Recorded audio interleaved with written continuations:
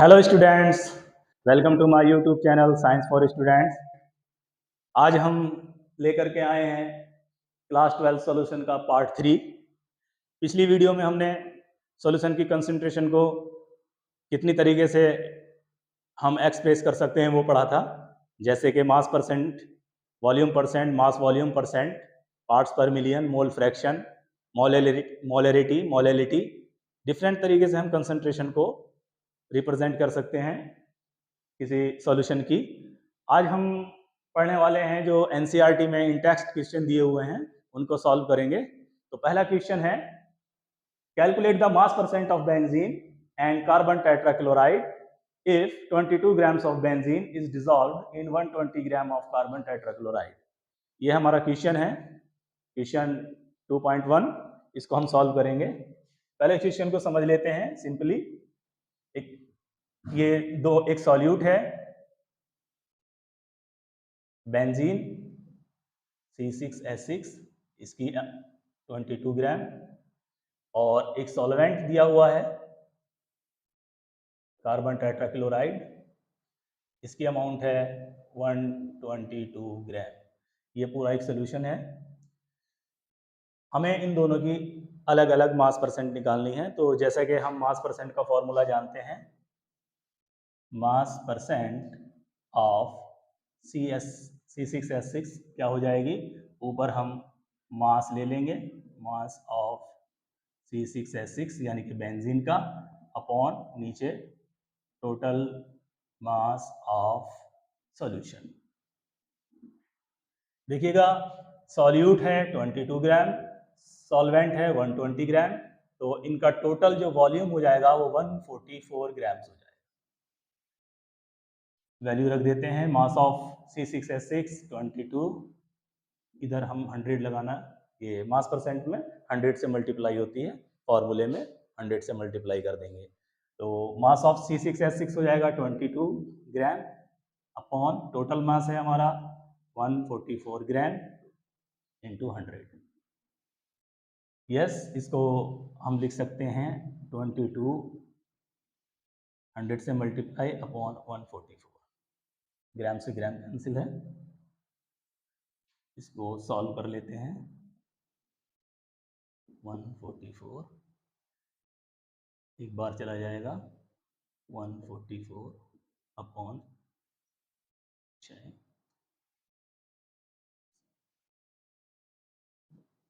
0, 5 times चला जाएगा, 20, 22, आपका 40 बचेगा, पॉइंट लगाएंगे, 0 बढ़ाएंगे,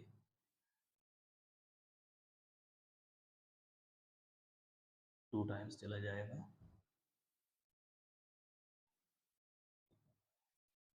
10 में से 8 गया 2, 9 में से 8 गया 1, 3 में से 2 गया 1, 0 और ले लेंगे, ये हमारा 2 था। इस बार हम 14 8 टाइम ले लेंगे, 30 हासिल 3, 8 से 32, 35 हासिल 3 समथिंग। यस, ये हमारा आ जाता है 15.28% मास परसेंट ऑफ C6H6। नाउ अब हम निकालेंगे मास परसेंट ऑफ CCl4। ऐसे ही करेंगे, इस बार हम ऊपर मास ऑफ CCl4 रखेंगे upon total mass of solution into 100। Mass of CCl4 हमारा कितना है, 122 ग्राम, अपॉन टोटल है 144 इंटू 100। ये हो जाएगा हमारा 122/4। तो इसको कर लेते हैं सॉल्व।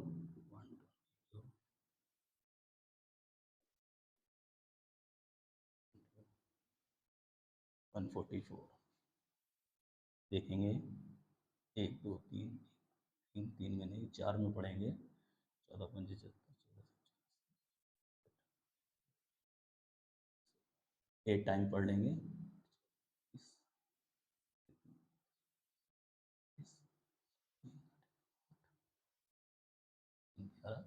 10 में से 2 गया 8, 11 में से 5 गए 6, परसेंट निकाल लेते हैं 0।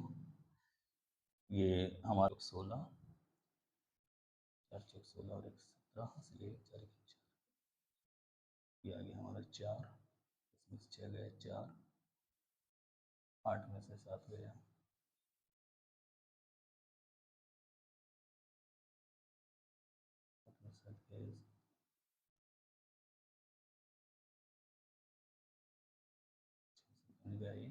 पॉइंट लगाएंगे 0 बनाएंगे, 14 पंजे 70, 14 70, 7 बार चला जाएगा, 7 चौक 28, 7 चौक 28 और 2 30, 7 एकम 7 और 3 10, ये आ जाएगा हमारा 10 में 60 गया 2, 3 का 3 समथिंग 150 300 लगभग 2।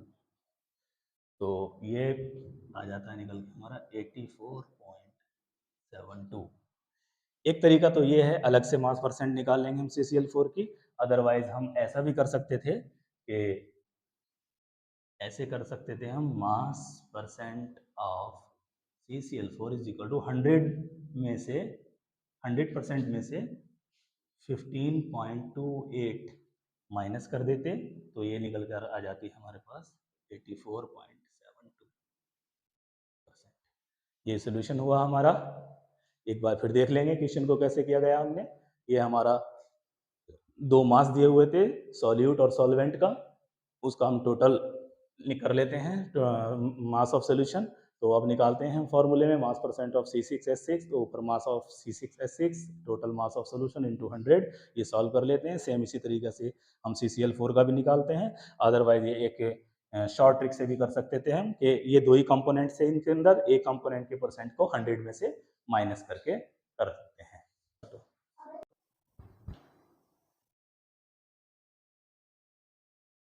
यस, नेक्स्ट क्वेश्चन है हमारा 2.2, calculate the mole fraction of benzene in solution containing 30% by mass in CCl4। यहाँ पर जो हमारा सोल्यूशन है उसमें बेंजीन है और 30% है बेंजीन, और सॉल्वेंट हमारा CCl4 है।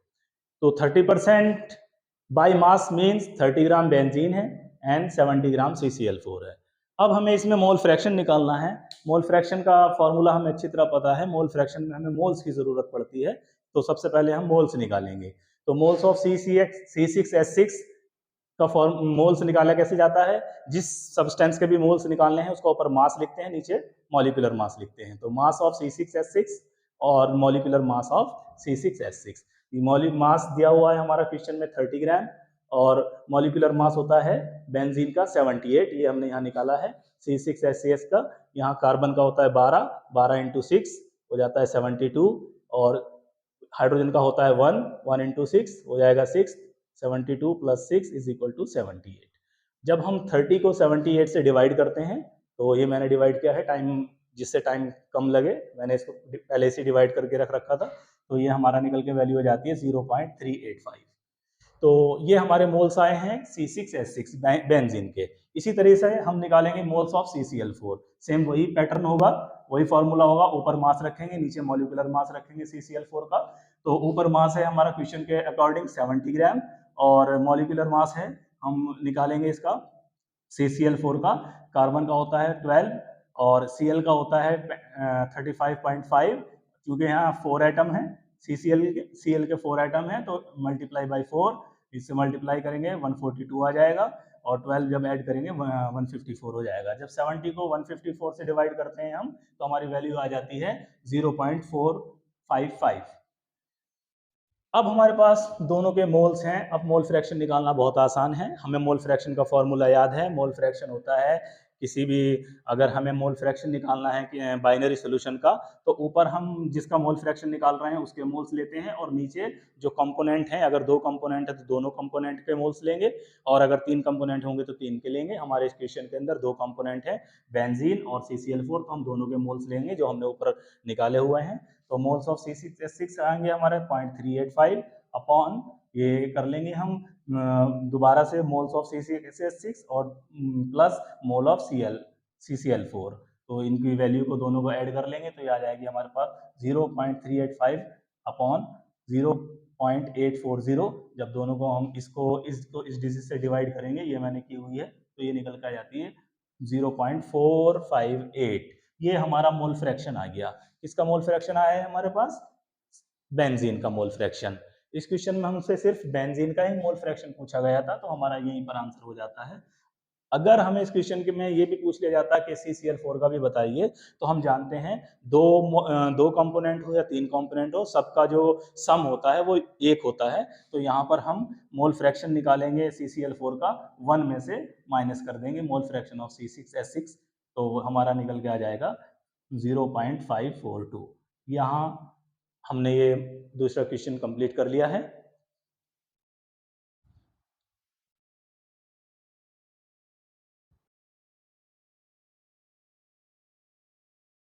यस, हमारा question number 2.3, calculate the molarity of each of the following solutions. यहाँ पर दो सॉल्यूशन दिए गए हैं, दोनों की मोलरिटी हमें पता करनी है। पहला केस क्या है कि 30 gram of cobalt nitrate hydrated salt है, ये 6H2O मतलब हाइड्रेटेड है, इन 4.3 लीटर ऑफ सोल्यूशन, यानी कि 30 ग्राम्स को घोला गया है कितने लीटर सोल्यूशन में।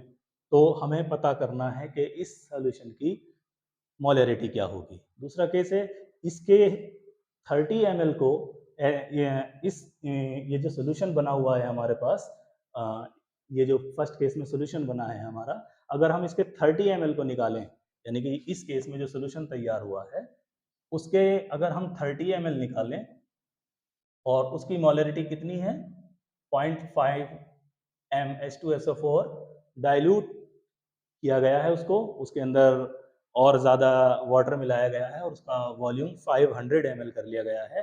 तो अगर उस 30 ml की मोलरिटी 0.5 m है, तो बताइए जब उसको डाइल्यूट कर लेंगे, यानी कि उस 30 ml में बाकी का वाटर मिला करके वॉल्यूम 500 ml कर लेंगे, तो फिर उसकी मोलरिटी क्या हो जाएगी। तो अब हम निकालेंगे इसका, क्वेश्चन को करते हैं। सबसे पहले हमें मोलरिटी निकालनी है, तो जाहिर सी बात है हमें मोलरिटी के लिए हमें मोल्स चाहिए होते हैं। तो number of moles of cobalt nitrate वही हो जाएगा मोल्स निकालने के लिए मास अपॉन मॉलिक्यूलर मास। तो यहाँ मास हमारा दिया हुआ है कितना 30 ग्राम, तो 30 ग्राम अपॉन मॉलिक्यूलर मास होता है कोबाल्ट नाइट्रेट हाइड्रेटेड का 290.7। ये मैंने यहाँ पर निकाला हुआ है, आप देख सकते हैं कोबाल्ट नाइट्रेट का। यहाँ पर कोबाल्ट का होता है मॉलिक्यूलर वेट, कोबाल्ट का एटॉमिक वेट होता है 58.7। असल में ये सभी के एटॉमिक वेट को जोड़ा जाता है, तो मॉलिक्यूलर एटॉमिक मास को जोड़ा जाता है, तो मॉलिक्यूलर मास आ जाता है। तो कोबाल्ट का होता है 58.7, तो ये हमने 58.7 लिख लिया। NO3 का होल ट्वाइस है, तो 2 बाहर कर लिया, और N का होता है 14, O का होता है 16 ऑक्सीजन के 3 एटम है, तो मल्टीप्लाई बाई 3 इसको ब्रैकेट में ले लेते हैं, प्लस 6 इंटू यहाँ पर मैंने पूरे वाटर का एक साथ लिख दिया है 18, यानी कि 16 + 2 18। तो यहाँ पर हम इनको सॉल्व कर लेते हैं। 14 प्लस 16 3 जा 48, और 48 + 14 100, तो ये हमारा निकल के आ जाता है उसकी मतलब 48 + 14 62, और फिर उसके 2 से मल्टीप्लाई कर लेते हैं, तो ये आ जाता है 124 प्लस 18 6 जा 108, और फिर तीनों को ऐड कर लेते हैं, तो टोटल हमारे पास मॉलिक्यूलर मास आ जाता है 290.7। और इसको लेकर के हम इसको डिवाइड कर लेते हैं। ये मैंने डिवाइड भी किया है, टाइम बचाने के लिए मैंने डिवाइड ऑलरेडी किया हुआ है, तो आप इसको देख सकते हैं। ये हमारे पास कितने मोल आ जाते हैं, ये आ जाते हैं 0.103 मोल्स। अब जब हमारे पास मोल्स आ जाते हैं तो हम फर्स्ट केस की मोलरिटी निकालते हैं, तो मोलरिटी हो जाएगी number of moles of solute. यहाँ पर सॉल्यूट है हमारा cobalt nitrate, volume of solution in litre, और वॉल्यूम हमारा दिया हुआ है लीटर का, तो हम मोल्स लिख लेते हैं जो हमने अभी निकाले हैं, मोल कैलकुलेट कर लेते हैं उसको, किया है जिसको, और उसके बाद अपॉन 4.3, ये हमारे क्वेश्चन में दिया हुआ था। तो ये इसको जब हम सोल्यूशन सॉल्व करते हैं, पॉइंट से पॉइंट हटाते हैं, 1 2 3, तो इधर भी 1 2 3, तो 2 0 बढ़ा लेते हैं, और 103 को 4300 से डिवाइड करते हैं तो हमारे पास मोलरिटी निकल के आ जाती है 0.024। ये मैंने किया हुआ है कहीं ना कहीं, यस ये किया हुआ है, आप देख सकते हैं। इसके बाद हम दूसरा केस लेते हैं, हमारे पास मोलरिटी आ चुकी है, इस सोल्यूशन की मोलरिटी आ चुकी है। अब दूसरा केस देखते हैं कि 30 ml 0.5 m, यानी कि ऐसा सोल्यूशन के 30 ml लिए गए हैं जिसकी मोलरिटी 0.5 m है और उसको फिर डाइल्यूट किया गया है वाटर मिला करके 30 ml से पहुंचा दिया गया है वॉल्यूम 500 ml। तो यहाँ पर हमारा V1 है 30 ml और M1 है 0.5। V2 कितना कर दिया गया है 500 ml, M2 हमें पता करनी है। तो we know that M1 V1 is equal to M2 V2। ये एक फार्मूला होता है, दो सोल्यूशन अगर डाइल्यूट करने के बाद में अगर वॉल्यूम निकाला जाए, मोलरिटी दे देंगे तो वॉल्यूम निकल सकता है और वॉल्यूम दे देंगे तो मोलरिटी निकल सकती है। तो हम M1 की जगह पर 0.5, V1 की जगह पर हमारा 30 ml है, ये रख लेते हैं और M2 हमें पता करनी है, इंटू 500 हमारा V2 है, यहाँ से हम M2 को ले आते हैं और ये कैलकुलेशन करने के बाद में हमारे पास वैल्यू आ जाती है मोलरिटी की, यानी कि इस वाले सोल्यूशन की मोलरिटी आ जाती है हमारे पास 0.03 m। इस तरह से हमारा ये दोनों पार्ट हो जाते हैं। ये हमारे कैलकुलेशन है, रफ कैलकुलेशन। एक बार फिर से समझ लेते हैं। सबसे पहले हमने निकाले नंबर ऑफ मोल्स सॉल्यूट के। मोल्स निकालने के बाद में हमने पहले केस की मोलरिटी निकाली। मोलरिटी वही है number of moles upon volume in litre, तो लीटर में ही दिया हुआ था, ये हमारा निकल गया। दूसरे मोलरिटी आ गई हमारे पास। दूसरे केस में हमारे पास क्या था, इन्होंने 30 ml लिया है और उसकी मोलरिटी बता दी है कि 0.5 है और उसको फिर डाइल्यूट किया है, तो इस हिसाब से हमारे पास V1 था, M1 था, V2 था, M2 हमने निकाली। ये हमारा क्वेश्चन हो जाता है।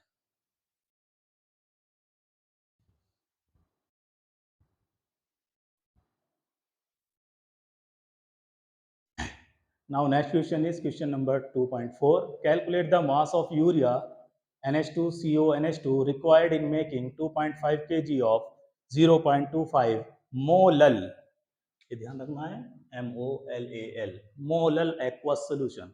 मतलब हमसे ये कहा जा रहा है कि हमको इतनी मोलैलिटी का इतने किलोग्राम जो है सोल्यूशन बनाना है।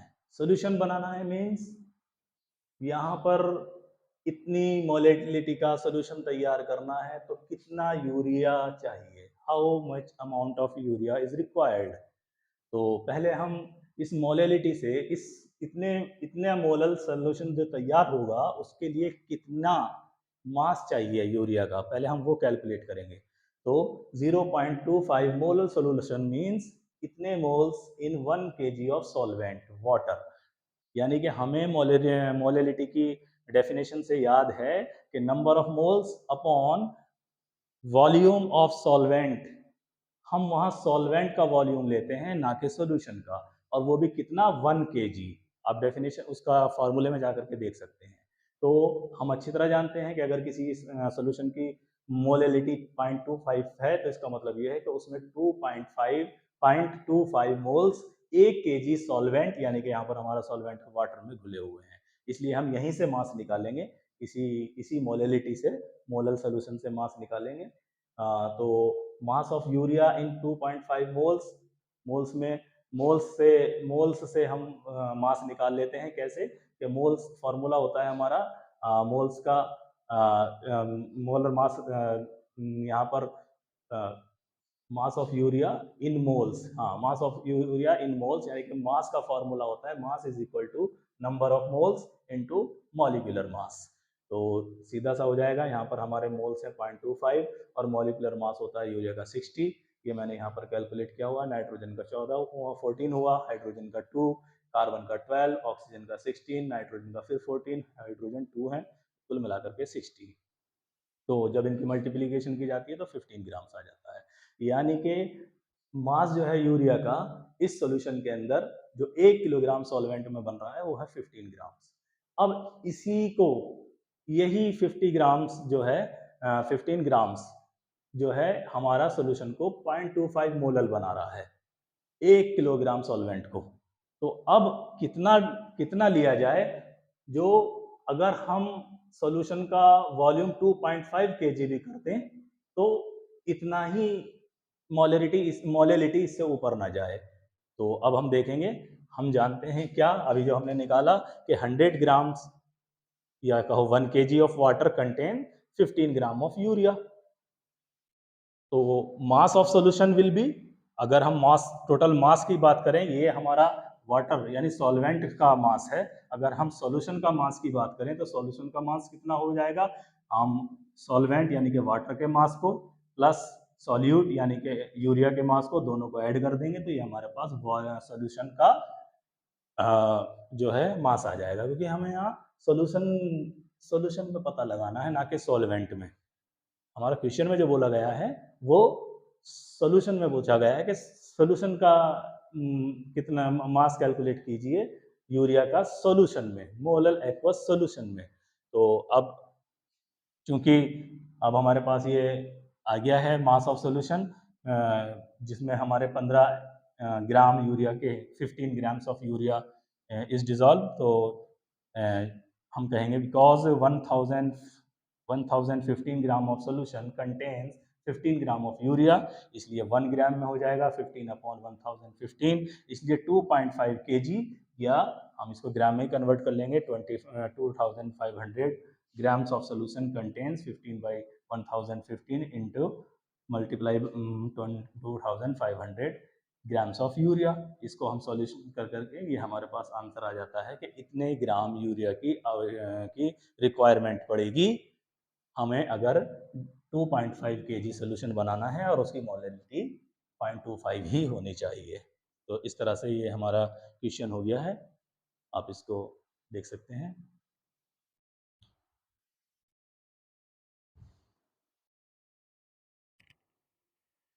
Yes, next question 2.5 is calculate molality, B molarity, C mole fraction of Ki if the density of 20% mass by mass aqueous Ki is 1.202 gram ml inverse. यहाँ पर हमें एक Ki का सोल्यूशन दिया गया है और बताया गया है कि वो जो सोल्यूशन है वो 20% है, उसकी जो कंसंट्रेशन है वो 20% है। 20% का मतलब ये है कि Ki के 20 ग्राम्स हैं और जो है सोल्यूशन है वो 100 ग्राम है, इसलिए सॉल्वेंट हो जाएगा 100 माइनस 20 इज इक्वल टू 80 ग्राम। तो सीधा सीधा हमें इसको याद रखना है, इसमें जो सॉल्यूट है वो 20 ग्राम है, सॉल्वेंट जो है वो 80 ग्राम है और सॉल्यूशन का जो मास है वो 100 ग्राम है और डेंसिटी बताई गई है और हमसे तीन चीज़ें पूछी गई हैं इसमें, तीनों मोलैलिटी भी बताइए, मोलैरिटी भी बताइए और उसका मोल फ्रैक्शन भी बताइए Ki का। Ki is the solute of this solution. तो सबसे पहले हम मोलैलिटी निकालते हैं। हम जानते हैं मोलैलिटी क्या होती है, number of moles of solute, यहाँ पर हमारा Ki है, upon mass of solvent in Kg। तो यहाँ पर हम देखते हैं, हम एज्यूम कर लेते हैं क्योंकि 20% बताया गया है, let us assume the mass of Ki is equal to 20 gram और then the mass of water, water जो है सॉल्वेंट है यहाँ पर, हम लिख देते हैं कंफ्यूजन ना रहे, सॉल्वेंट, तो सॉल्वेंट हो जाएगा टोटल, हमने 100 सोल्यूशन के मास को 100 माना है तो 100 में से सॉल्यूट का कम कर देंगे तो ये हमारे पास सॉल्वेंट का हमारे पास मास आ जाएगा। तो 80 ग्राम्स या फिर हम इसको किलोग्राम में कन्वर्ट कर लेंगे, 1000 से डिवाइड कर देंगे तो ये हमारे पास 0.08 किलोग्राम जो है सॉल्वेंट का वेट आ गया है। तो अब हमें क्या करना है, मोलैलिटी निकालने से पहले चूंकि हमें नंबर ऑफ मोल्स चाहिए, तो नंबर ऑफ मोल्स भी नहीं है यहाँ पर हमारे पास, तो ओनली मास है, तो हम मॉलिक्यूलर मास निकालेंगे Ki का, वो हो जाता है K का होता है 39 प्लस आयोडीन का होता है 127 166 ग्राम्स पर मोल या मोल इनवर्स। तो अब हमारे पास ये जब हमारे पास मॉलिक्यूलर मास आ जाता है तो हम सीधा सीधा मोल्स निकाल सकते हैं, क्योंकि मोलैलिटी में हमें मोल्स चाहिए होते हैं। तो molality is equal to number of moles of Ki upon mass of solvent in kilogram. क्योंकि हमारे पास मोल्स चाहिए, हमारे पास मोल्स के लिए हमें हमें अच्छी तरह पता है कि मोल्स क्या होते हैं, मास अपॉन मोलर मास। तो यहाँ मास है सॉल्यूट का Ki का 20 और मोलर मास हमने अभी निकाला 126, 20 बाई 166, तो ये हमारे पास इन दोनों को इसको इससे डिवाइड करके ये आ जाता है 0.12 अपॉन ये हमारे पास सॉल्वेंट का मास है 0.08 किलोग्राम, ये हमने लिख लेते हैं। फिर इसको हम पॉइंट से पॉइंट हटा देंगे, 8 से हम 12 को डिवाइड कर देंगे, 8 बन जाए 8, और बचेगा 4, 8 5 जा 40, तो ये हमारे पास 1.5 मोलिलिटी आ जाती है। यस, ये हमारे पास एक आंसर हो जाता है ए पार्ट का, ये है मोलिलिटी उस सॉल्यूशन की। Molality is equal to 1.5 M. दूसरा पूछा गया हमसे मोलरिटी। तो मोलरिटी हमें अच्छी तरह पता है, मोलरिटी का फॉर्मूला होता है मोल्स ऑफ के आई अपॉन वॉल्यूम इन लीटर।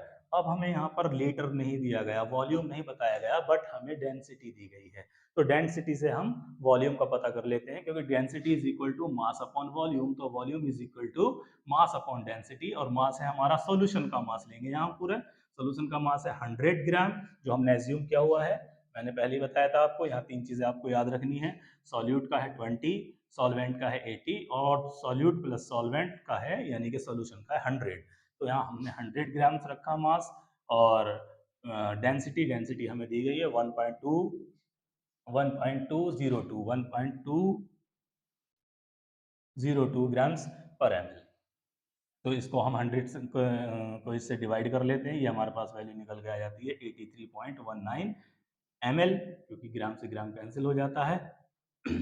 और इसी को हम, चूंकि हमें ml में नहीं चाहिए वॉल्यूम, वॉल्यूम चाहिए हमें लीटर में, तो हम इसको 10⁻³ कर लेते हैं, लीटर बना लेते हैं, 1000 से डिवाइड कर लेते हैं।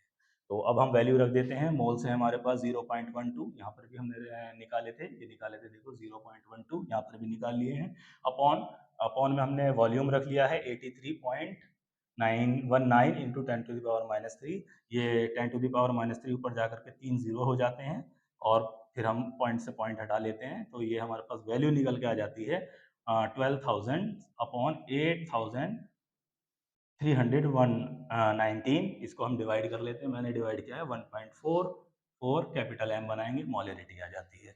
इस तरह से हमारा ए मोलरिटी और मोलरिटी दो चीज निकल के आ जाती हैं। अब हम देखते हैं इसमें मोल फ्रैक्शन।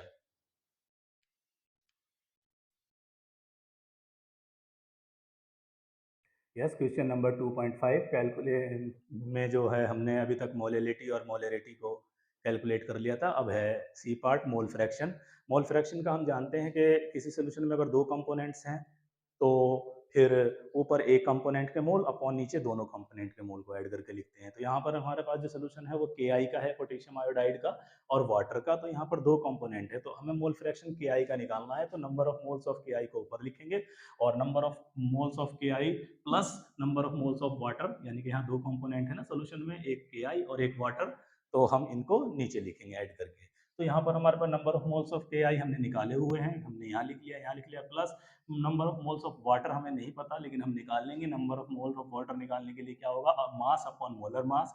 यहाँ पर हमारे पास मास जो है वाटर का, सॉल्वेंट का, मैंने पीछे ही बताया था, वो 80 ग्राम है, और मोलर मास होता है वाटर के मॉलिक्यूल का 18, 2 + 16 18, तो 18 से डिवाइड कर देंगे हम 80 को, ये 4.4 आ जाएगा। हम यहाँ पर रख देंगे वैल्यू को, इन दोनों को ऐड करेंगे 4.6 हो जाएगा।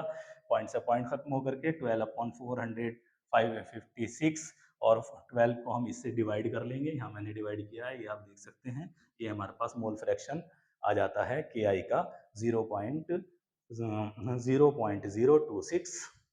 इस तरह से ये क्वेश्चन हमारा कंप्लीट हो जाता है। आज हमने जो सॉल्व किए हैं वो इंटेक्स क्वेश्चन सॉल्व किए हैं, 5 इंटेक्स क्वेश्चन थे। इससे हमारा जो कॉन्सेप्ट है वो स्ट्रांग हुआ होगा ज़रूर। आप, अगर आपकी समझ में आया है, अगर नहीं आया तो वीडियो को आप फिर से देखें, और मैं कोशिश करूँगा कि आपको सिलेबस के अकॉर्डिंग, एनसीईआरटी के अकॉर्डिंग वीडियोस बना करके दिखाई जाएं। अगर आपको ये मेरा काम जो है हेल्पफुल लगा हो तो आप मेरे चैनल को सब्सक्राइब कीजिए, जो 12th में पढ़ने वाले स्टूडेंट्स हैं उनको रिकमेंड कीजिए, लाइक कीजिए। Thanks for watching.